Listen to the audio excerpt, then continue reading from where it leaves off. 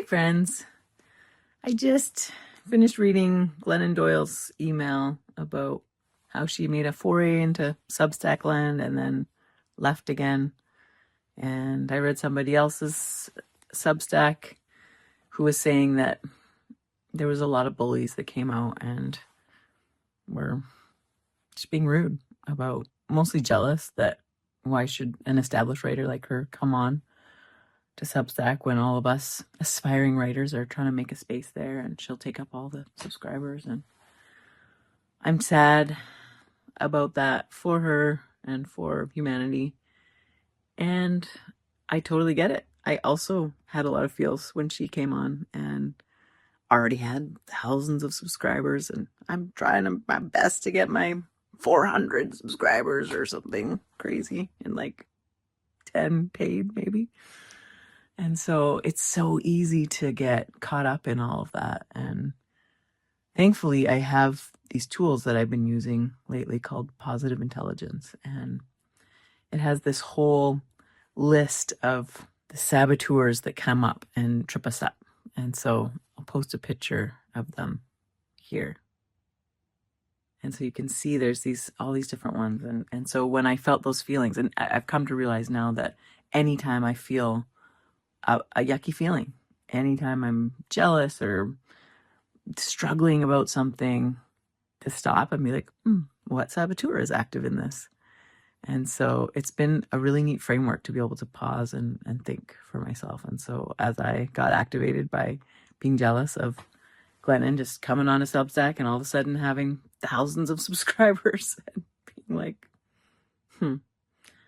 I realized it was my controller saboteur that was like, I want to control what happens in my thing, and I don't want everyone else to get ahead of me, and I don't want to be left behind, because all these saboteurs are all about that fear of abandonment, fear of rejection, all those kinds of things. And so when I was able to talk about it in the realm of my controller saboteur, and I could like talk to it in kind of like IFS, internal family systems language of, what do you need? What are you scared of? And kind of like personify it over here so that it had less gripping power on me. And it was really cool to see that like wash over me, and for me to be like, okay, I'm all right, and not let it kind of derail me. And it was interesting because I'd been listening to Liz and Glennon doing their live conversation on Substack, and they were saying, Liz was saying, we need more calm people in this world. And all of a sudden I was just like, ching. And earlier this week, I've been giving away all these birthday sessions because I wanted to give away 43 saboteur sessions, discovery sessions, to help people figure out like, what are the main saboteurs that are tripping you up? And what is the way forward without them having all their negative interactions with you and just their positive qualities that are underlying it all? And so it's been so fun to meet with all these people, and lots of people from my past have popped out of the woodwork to do them. And the resounding thing that I've heard from people is, you are so calm. Like, it's really amazing to sit and have you hold space for me to brainstorm these things in my mind. And you're so calm. And I was just like, yay, I'm doing the thing. And I would say that Elizabeth Gilbert is a part of that journey for me, because I have now been doing the letters from love for the past year and a half, ever since she started. And so every day I start my day with a voice memo, actually. Not even a voice memo, but a voice journal diary entry. And I do voice to text, which is like the least cool thing. Like, Liz has these beautiful journals and notebooks that she does it in, and I just know that the only way I'll do this is if I do it like on the run after I've dropped the kids at school, or as I'm driving to the gym, or as I'm on a walk, or something that makes it, I can't just sit and do it, which, hey, I wish I was more spiritual and could just sit and but I can't. But I've done this almost every day for the last year and a half, and there hasn't been a lot of spiritual practices that I have kept up on like that since I was a junior high girl in my Christian missionary kid boarding school, doing my daily devotionals every morning. And this is so much more life-giving. Oh my goodness, to start with a journal prompt that says, "Dear love, what would you have me know today?"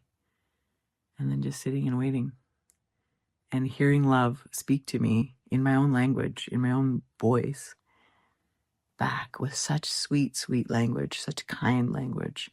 It's just been so enriching for me. And it's helped me to be so much kinder with myself. And then if I start the day with that kind of a love tank filled up, I approach everyone else with so much more kindness and gentleness and goodness. And so that's been amazing to do that. And then the other thing that's really been transformational is doing Shirzad Shamin's Positive Intelligence course, and then now becoming a trained facilitator in it.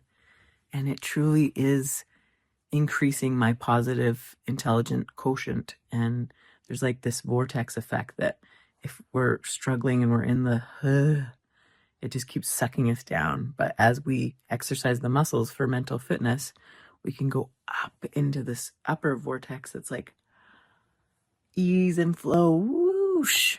And I really feel that. I feel like, oh my goodness, all of a sudden, not all of a sudden because I've been working at it, but lately things feel so much more in flow in my business, in my relationships, in my relationship with my body, my relationship with myself. Like everything feels so much easier. And so it's easy to remain calm. And when things activate me, I talk to the saboteurs. I look at which one it is, and it gives me language for moving through.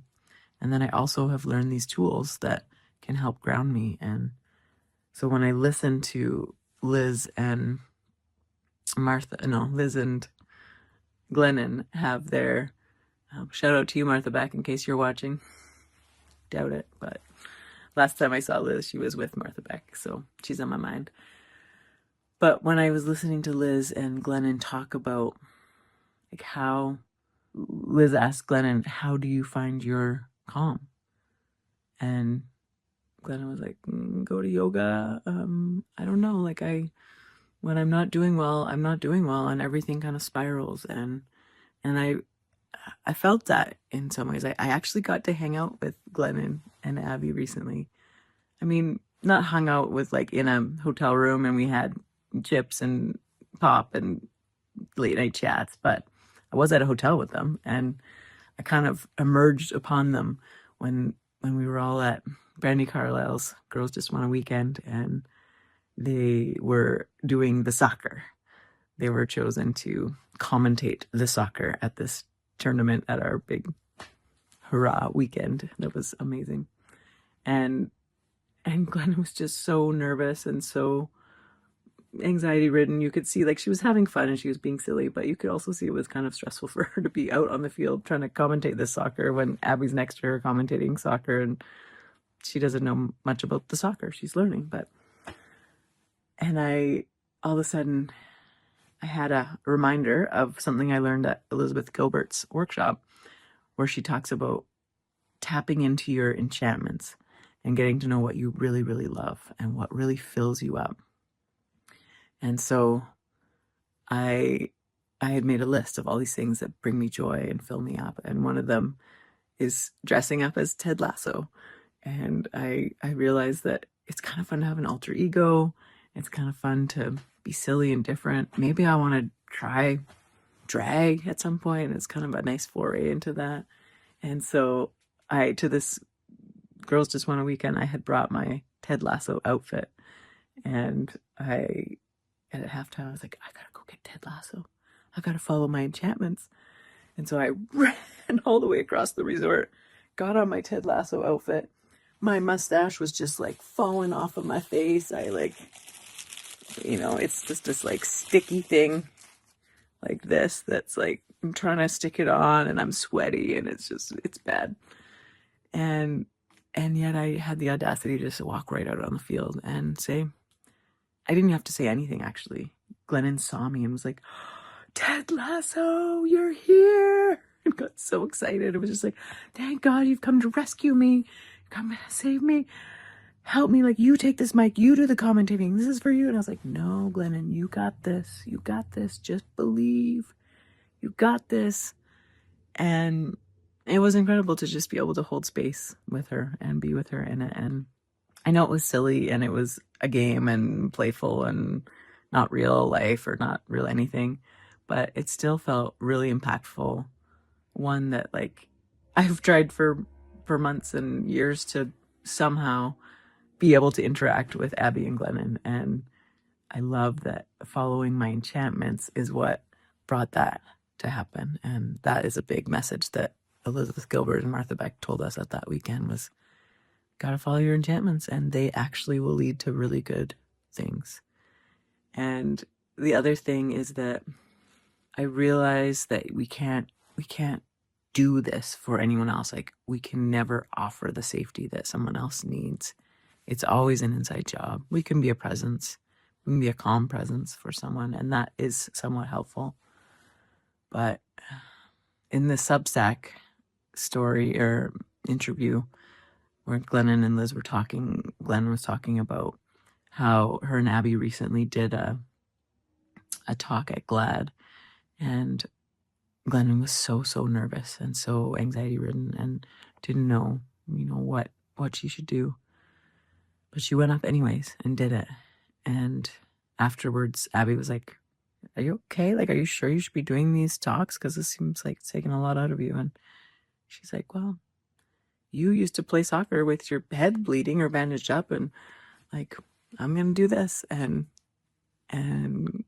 Abby was like, you are the toughest motherfucker I've ever seen. And I just thought that was so beautiful. And especially because Glennon said, I thought she was talking about what a wimp I was.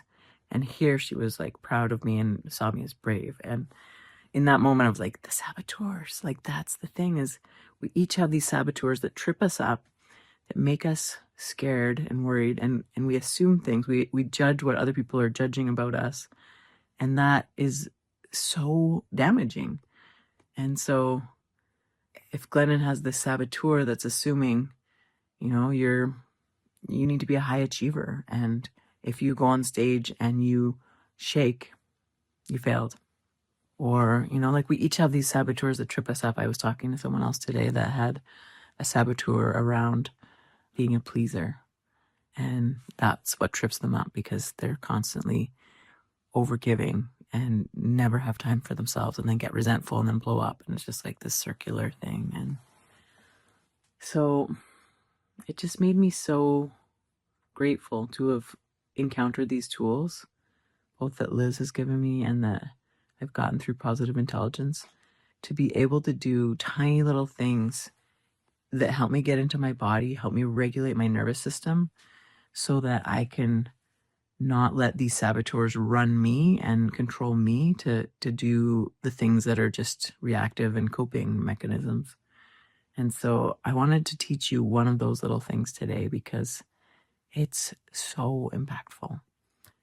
And there's all kinds of different ones that I can do, but one that is kind of neat is to just sit, close your eyes if you want to try this for reals. Because I feel like in the world today, we all could use a little bit more peace and calming. And Martha Beck is a neuroscientist, and she's studied the brain on this, that these things actually help activate our right side brain, because our left side is the one that's, like, stressed and gotta get these things done and thinking about the list. And our right side is the creative, peaceful, spiritual side that we need so much more activation of. And so anytime we can do something that gets us in our senses and in our bodies, that is opened up, and that's where we feel possibilities and hopeful. And so that's how we become the calm people. I feel sad anytime I hear people saying, like, I don't know how to do this. Like, I try once in a while to go to yoga or to listen to a meditation on Insight Timer. But in the program that I'm offering right now, I teach these mental fitness tools that every day we can use. And there's, like, a really cool app that helps us keep those in the forefront of our minds and keep doing them. And so here's one that I want to teach you. If If you close your eyes, take a deep breath.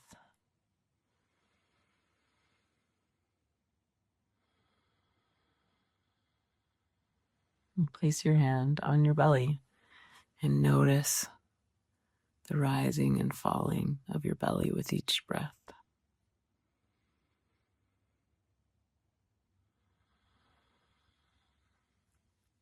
And then notice what you can hear right now.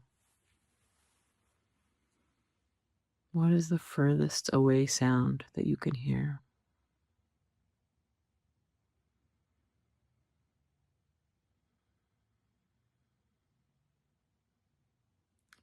What is the closest sound that you can hear?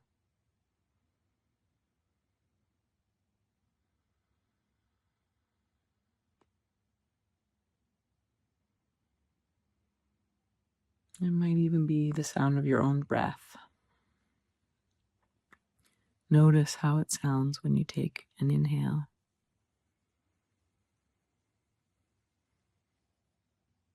And when you take an exhale.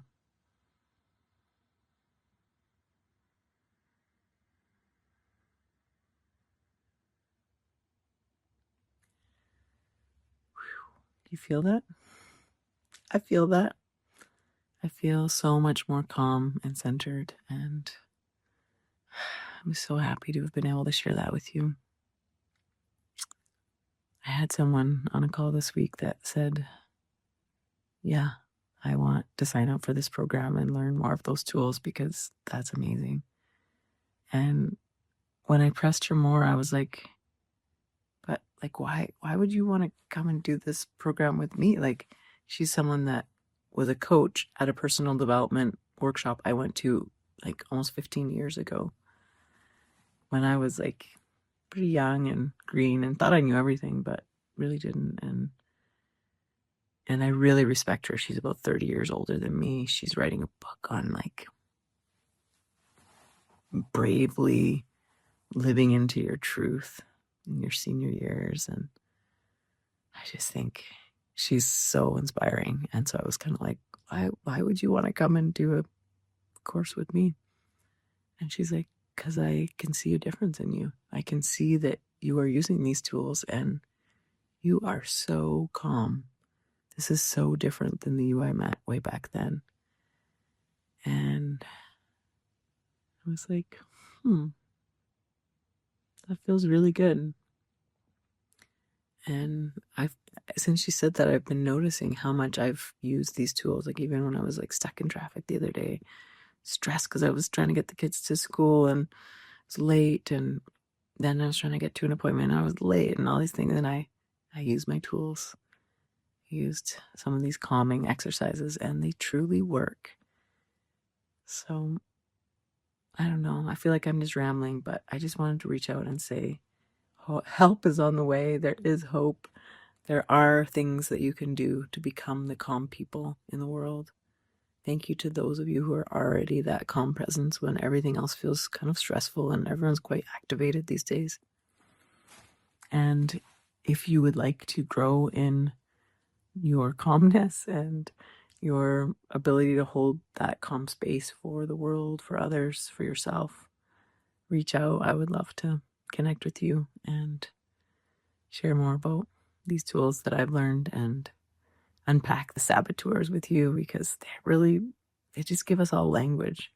And once you see it, you can't unsee it. And now it's so fun to be so much less activated about things, because it's like if someone does something and I'm really, really angry or annoyed by them, I'm like, which saboteur is it in me? And which saboteur is it in them that's maybe making them come across that way? And it all of a sudden kind of depersonalizes it so that I can approach it with gentleness and kindness. And it's really lovely. So all that to say, you've got this. Believe. I see you. And I'm cheering you on.